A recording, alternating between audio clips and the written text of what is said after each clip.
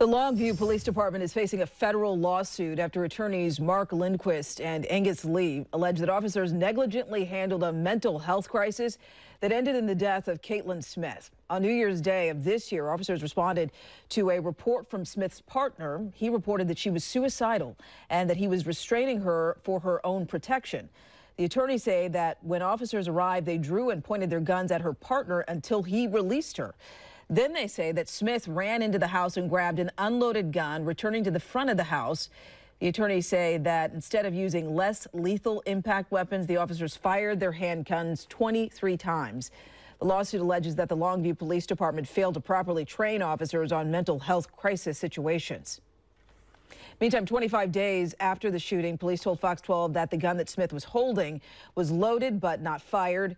We did reach out to the Longview Police Department about the lawsuit. We have not yet heard back. An Albany police officer is at home recovering after she was dragged and run over during a traffic stop. It happened just after 2 o'clock yesterday morning along Geary Street Southeast near Highway 99E in Albany.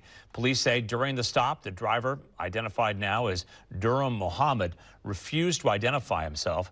When officers tried to arrest him, they say that he resisted while in the driver's seat and then drove off, dragging Officer Melissa Unruh and then running her over before taking off. Officer Unruh went to the hospital for injuries and is now back home. Police found Muhammad more than 4 hours later in a different car.